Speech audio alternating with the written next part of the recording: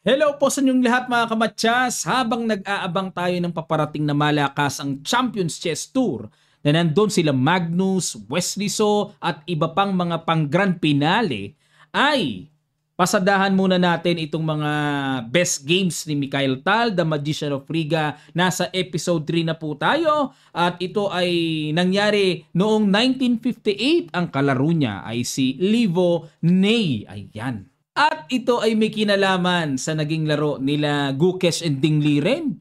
Kahawig. O, pag-aralan natin.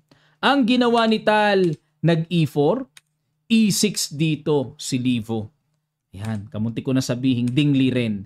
French defense, pero dito nag-advance variation si Tal. Siguro kaya ganito tinira ng black dahil alam niyang atakador si Tal, makunat ang French defense. Nag-Queen B6, nag-Bishop D3. Sa panahon po ngayon, ang main line na laging ginagawa ng puti ay A3.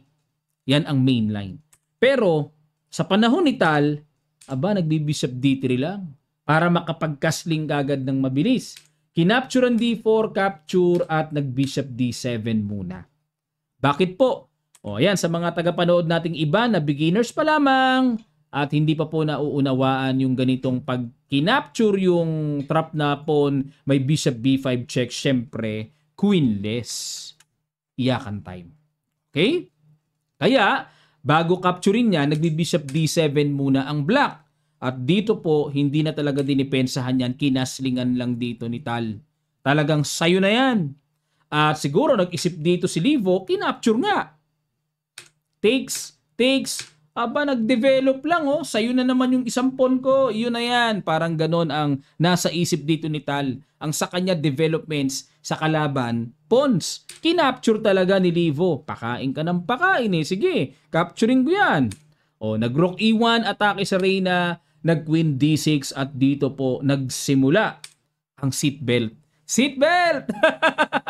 Knight B5.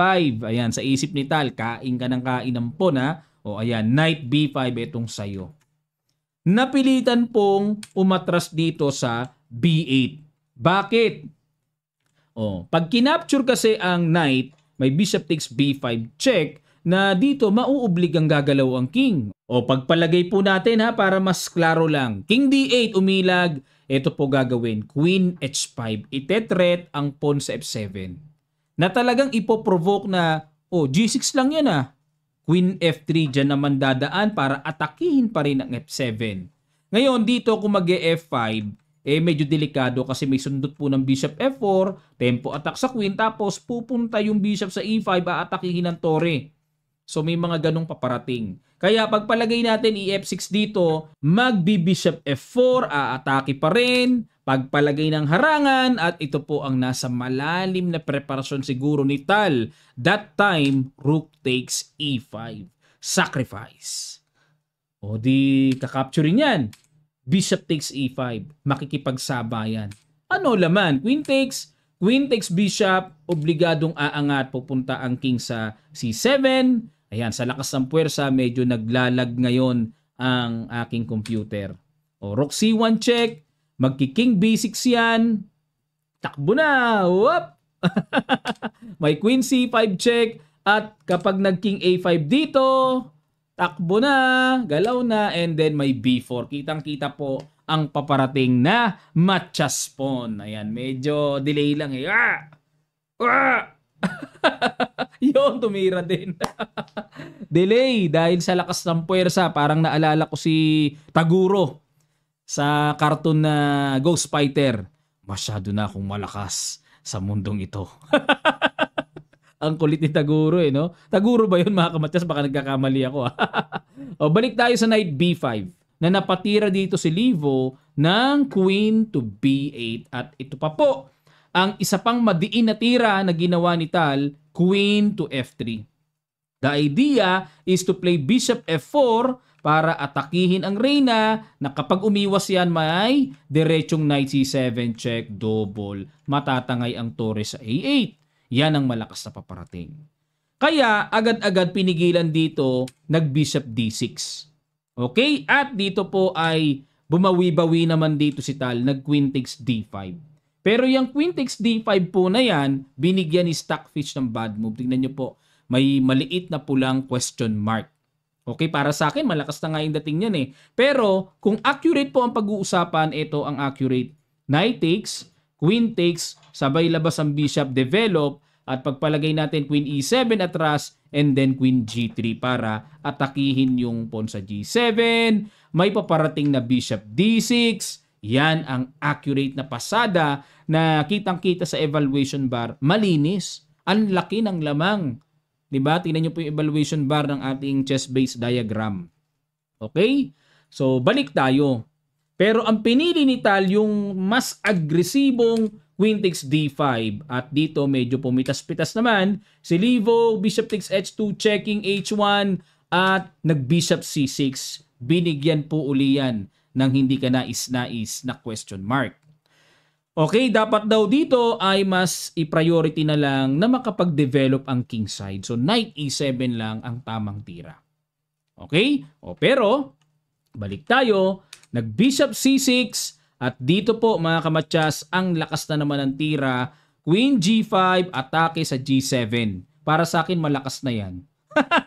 Pero bad move pa rin sa computer. No? Grabe si Stockfish ah. Ang gusto niya is queen to h5. Ay oo.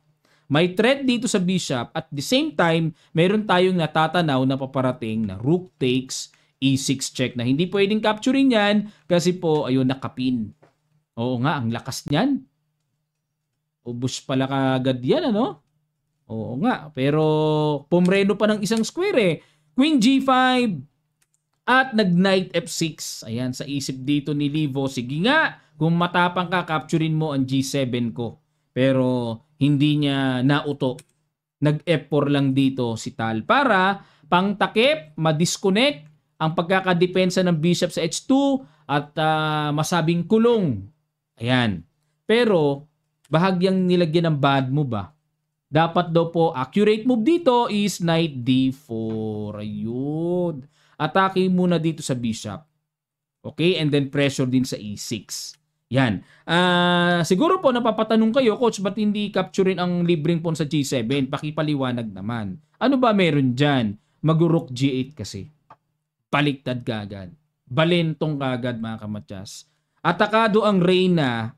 O di pagpalagay natin, capturein na natin yung knight para makita. May bishop takes g2, matyas. Sakit naman ang nangyaring kapalaran ng king dyan. Okay?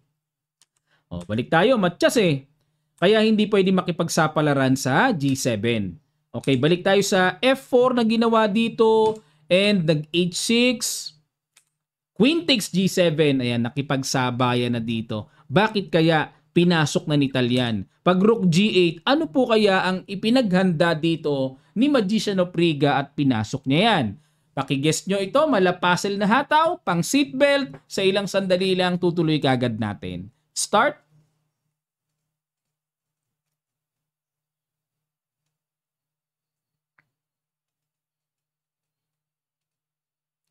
Maraming salamat po mga kamatyas. Boom, boom, boom!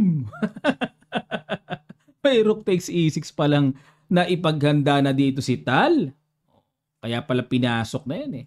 Capture and bishop g6 check, king d8. Pag capture sa knight, naparesign po dito si Livo. Bakit? O di check, di ba? Pagpalagay natin, angat natin, magku-queen f7 check. Pag bumaba doon, ayun o, tangay na eh. Obligado naman bumaba, hindi naman pwedeng hindi bababa. O, pagka gumanyan, may matchas na ba directly? O, parang ang sarap. Kung pwede lang lumampas ang bishop, ilalampas ko yan eh. Check sa may rook d1. Pag nag-bishop d5, queen takes. O, pero dito, back to reality, syempre capturein lang ang tore. Okay? Tapos gagawin yan, for example, mag-king e7. O, ano magandang tira na naman? O, pwedeng bumalik lang pala dito, no? O, check ulit, tapos pupunta yan dito sa king d8. And, dito na lang po. Yan, bishop e3 na lang. Preparing to play, rook d1. Ay, nako. Miserabling na po mangyayari dyan, mga kamatyas. Okay? So, yan po ang nangyari sa kanilang laban na nakakaaliw na naman, nakaka-entertain na naman na laro ni Tal. That time, 22 years old si Tal at 27 naman si Livo. Okay? Ngayon po, hindi na ginagamit yung Soviet Union eh. Russia na po kasi ngayon yan eh. Nagkataon naman nakaban ang Russian Federation sa FIDE. Kung di ako nagkakamali, hanggang ngayon nakaban pa rin sila eh. Kaya yung iba pong mga players sa Russia ay naglipatan na. May napunta nga sa iba't ibang bahagi ng Europa. Sa Asia ba meron? Dinadayo na tayo dito ng mga Russians eh. Kasi bawal sila or nakaban pa sa Europa. Okay, maraming salamat po mga kamatsya. Sana po natuto kayo dito sa mga hataw ni Tal. At abangan nyo po ang paparating na malakasang Champions Chess Tour. Kasali sila Magnus Carlsen, Wesley So at iba pa. At nandito lang po tayo magbibigay po ng report dito sa paparating na Super Tournament. Maraming salamat. Magkita-kita pa tayo sa mga susunod pang chess updates.